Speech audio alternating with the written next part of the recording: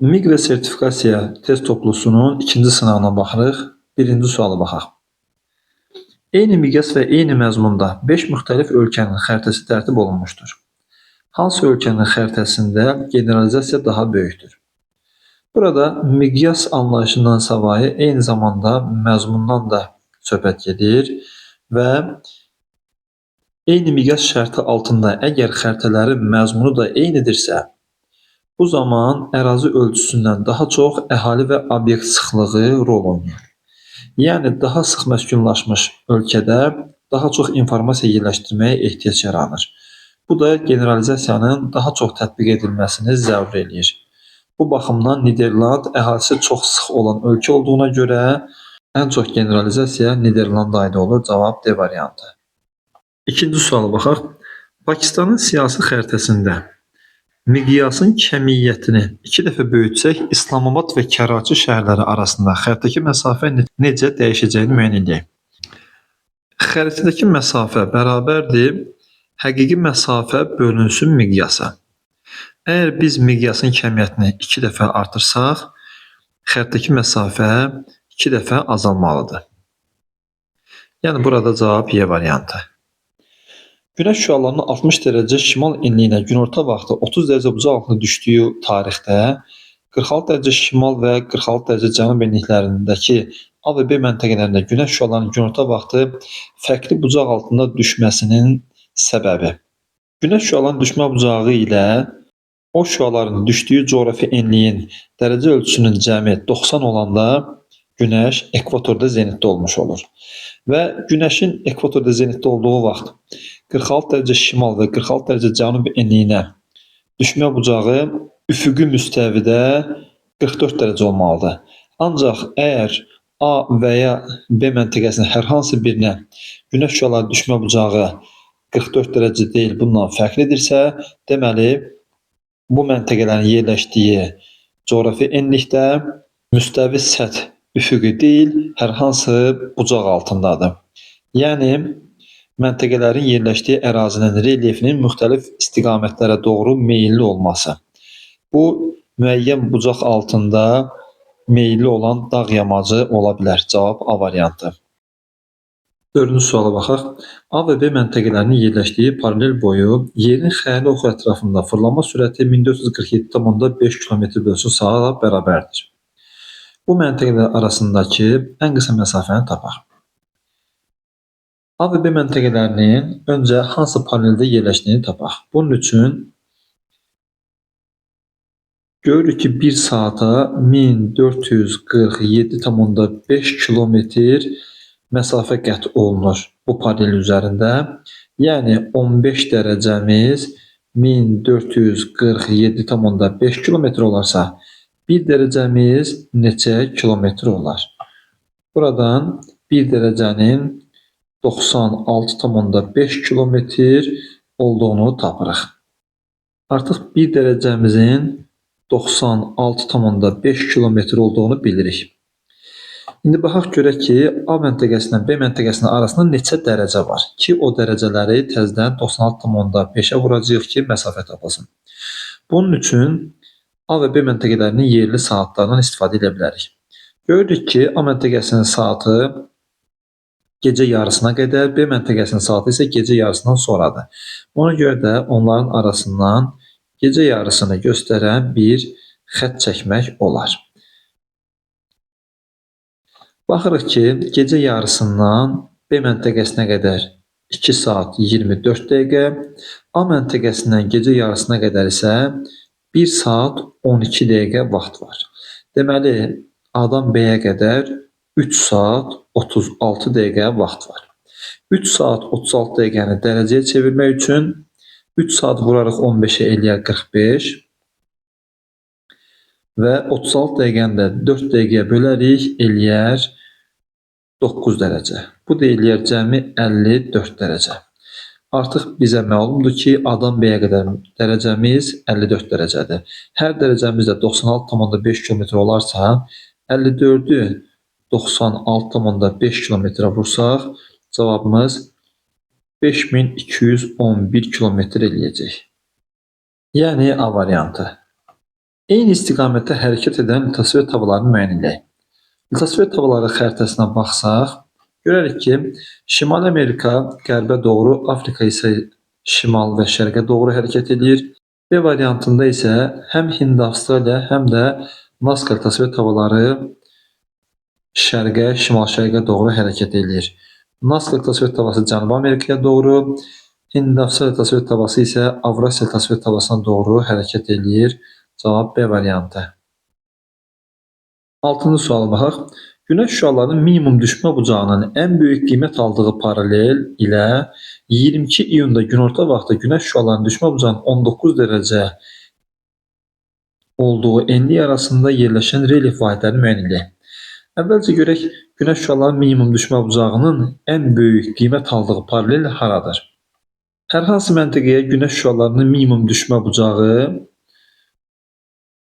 onunla eyni yarımkürədə olmayan tropik üzərindən hesablanır.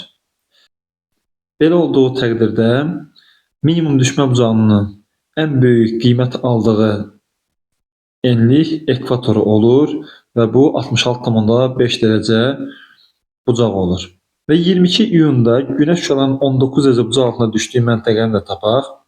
Bilirik ki, 22 iyunda günəş 23,5 dərəcə şimal enində zenitdə olur. Ekvator və onun 19 dərəcə bucaqla düşdüyü məntəqəni tapaq. 90-dan 19 çıxsaq eləyər 71. 23,5-dən də 71 dərəcə çıxsaq eləyər 47,5 dərəcə cənub eni. Deməli, bizə lazım olan coğrafi enliklər ekvator və 47,5 dərəcə cənub enlikləridir. Baxırıq variantlara. A variantında Skandinaviya şimal yarımkürəsindədir. A variantı olmaz. B variantında Qviana yaylası şimal yarımkürəsindədir. C variantında Əhəqqar yaylası şimal yarımkürəsindədir.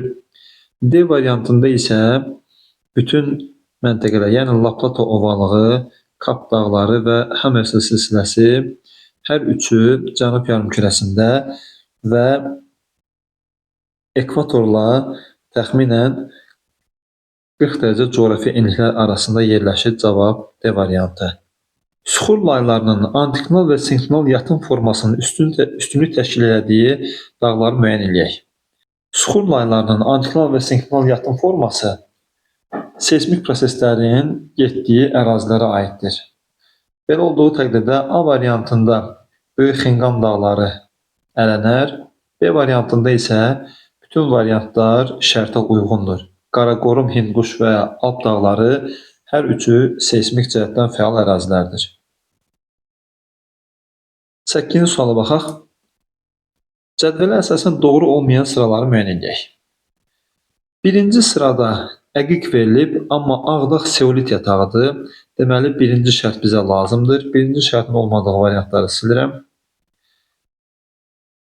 İkinci şərtdə dolomit verilib və dolomit yatağı Babəkdə Nehrəm yatağıdır. İkinci şərtdə yanlış verildiyi üçün götürürük. Üçüncü şərtdə Kükürt kolçedanı verilib Çıraqdərə, Gəncə Daşkəsən iqtisadi rayonunda doğrudur. 3-ü götürmürük. Dördüncü sırada Kvars qumları Hacıvəlli, Abşeron xızı doğrudur, götürmürük. Dördüncü şərtin verildiyi variantda silirəm. Beşinci şərtdə gips verilib. Gips Ağcakənd və Goranboy rayonunda yerləşdiyi üçün Goranboy rayonu da Gəncə Daşkəsən iqtisadi rayonunda yerləşdiyinə görə, burada da Qarabağ verildiyinə görə 5-ci şərtdə bizə lazımdır. Cavab C variantı. 9-cu suala baxaq. Yan silsilədə yerləşən dağ zirvələrini müəyyən edək. A variantında Qaraburqa Baş Qafqaz silsiləsindədir. B variantında həm Dübrar, həm də Babadağ Baş Qafqaz silsiləsindədir. C variantında isə həm Heydər, həm də Yarıdağ yan silsilədədir. Cavab C variantı. 10-cu suala baxaq. Cənub yarımkürəsində passat küləkləri yelkənli gəmilər hansı istiqamətə doğru hərəkət etməsinə səbəb olar? Bilirik ki, cənub yarımkürəsində passat küləkləri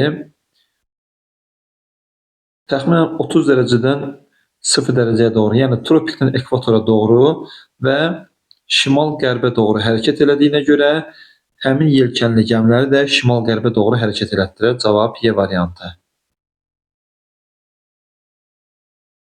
11-ci suala baxaq. İyul ayında 1 kub metr havanın su buxarı ilə doyma həddinin daha aşağı olduğu əraziləri müəyyən edin.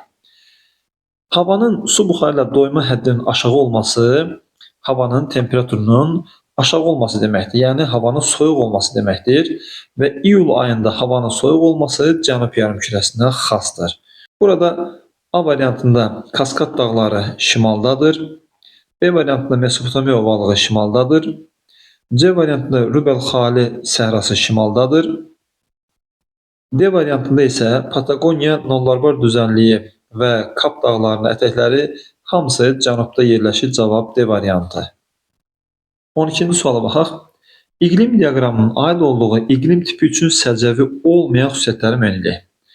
İqlim diaqramından görürük ki, bu mülayim iqlim qurşağının musson tipinə aiddir. Birinci şərtə baxaq. Yalnız bir iqlim qurşağına xasdır şərti yanlışdır. Belə ki, həm mülayim, həm də subtropik iqlim qurşağının musson tipləri var.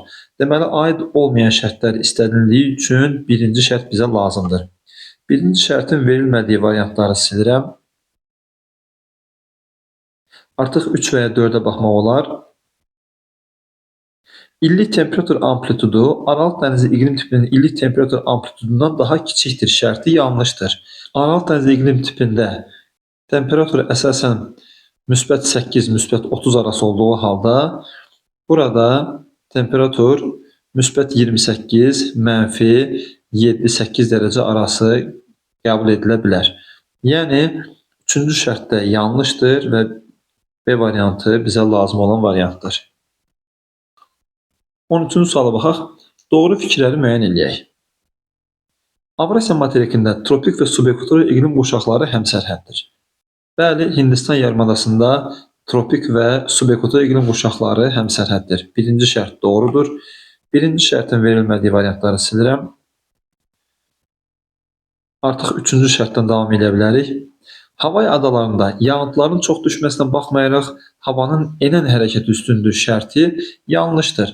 Orada buxarlanma maksimum olduğu üçün havanın əsasən qalxan hərəkəti üstündür. 3-cü şərt yanlışdır. 3-cü şərtin verildiyi Y variantını da silirəm. Cənubi Amerikadan fərqli olaraq Afrikada ekvator iqlim qurşağı tam uzunluq əmələ gətirir şərti yanlışdır. Bildiyimiz qədər Afrikada ekvator iqlim qurşağı Viktoriya gölünə qədər davam edir. Yəni 4-cü şərtdə yanlış olduğuna görə 1-5-6 şərtinə baxırıq. Madagaskar və Tasmaniya adaları 2 iqlim qurşağında yerləşir şərti doğrudur. Madagaskar subekvatoral və tropik. Tasmaniya isə subtropik və mülayim iqlim qurşaqlarında yerləşir. Şimali Sakit Okean cəryanı Alyaska körfəzi sahilinə bol yağıntı gətirir şərti də doğrudur. Belə ki, Şimali Sakit Okean cəryanı isti cəryandır. Cavab D variantı. 14-cü suala baxaq. Xəritə sxemaya əsasən 1 və 4 rəqəmləri ilə göstərilən ərazilərin 2 və 3 rəqəmi ilə göstərilən ərazilərdən fərqli xüsusiyyətləri müəyyən edin. 1 və 4 rəqəmi ilə göstərilən ərazilərdən rütubəti bərabər paylanan mülayim isti iqlim, 2 və 3 rəqəmləri ilə göstərilən ərazilərdə isə yayı quraq keçən mülayim isti iqlim göstərilib. A variantında yağıntılar əsasən il boyu bərabər paylanan şərti doğrudur. Cavab A variantı. 15-ci suala baxaq. Keçdikləri sahil ərazilərdə səpələnən radiasiyanın kəmiyyətinin artmasına səbəb olan okean cəryanları müəyyən edin. Səpələnən radiasiya buludlu hava şəraitində olur və buludlu hava şəraiti yaradan cəryanlar isti cəryanlardır. A variantında verilən cəryanlardan Falkland və Kanar soyuq cəryanlardır. B variantında hər üçü soyuq cəryandır. C variantında isə Kurosio, Şimali Atlantik və Braziliya cəryanlarının hər üçü isti cəryanlardır. Cavab C variantı. 16-cı suala baxaq. Xəritə sxemaya əsasən rəqəmlərə müvafiq gələn yarımadaları müəyyən edin. 1 rəqəmi ilə Skandinaviya, 2 rəqəmi ilə Kola, 3 rəqəmi ilə Yamal, 4 rəqəmi ilə Qıdaň yarımadaları göstərilmişdir. Yəni Skandinaviya, Kola, Yamal və Qıdaň cavab Y variantı. 17-ci suala baxaq. Xəritə sxemaya əsasən rəqəmlərə müvafiq gələn su anbarlarını müəyyən edək. 1 rəqəmi ilə Sırdərya çayı üzərində olan Çardərə su anbarıdır. Deməli, 1 rəqəmi ilə Çardərə su anbarı verilmədiyi variantları silirəm. 2 rəqəmi ilə Narın çayı üzərində olan Tokdoqul su anbarıdır. Deməli, 2 rəqəmi ilə Tokdoqulun verilmədiyi C variantını da silirəm. Və 3 rəqəmi ilə Balxaş gölünə gedən İli çayının üzərində Kapçaqay su anbarı var, yəni cavab A variantı. 18-ci suala baxaq. Su toplayıcı hövzəsinin sahəsi 140 min kvadrat kilometr olan çay sisteminin uzunluğu 28 min kvadrat kilometrdir. Bu çay sisteminin orta sıxlığını müəyyən edək. Çay sisteminin sıxlığı bərabərdir çayın qolları ilə birlikdə uzunluqları cəminin su topladığı hövzənin sahəsinə nisbəti. Burada da qolları ilə birlikdə uzunluqları cəminin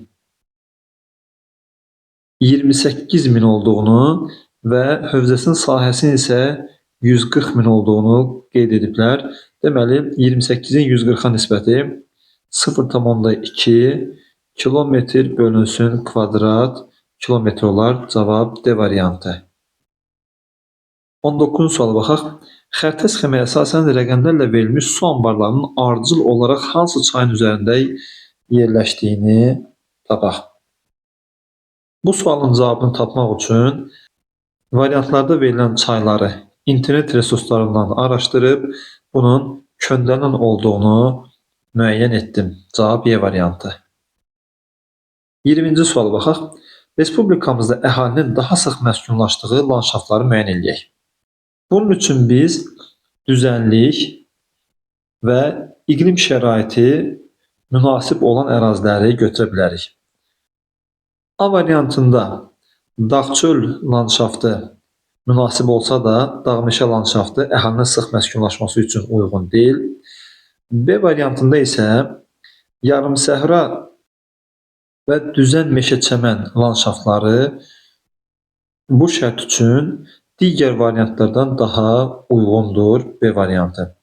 Belə ki, C variantında və D variantlarında dağ-çəmən landşaftları, Y variantında isə yenə dağ-meşə landşaftı əhalinin sıx məskunlaşması üçün münasib deyil.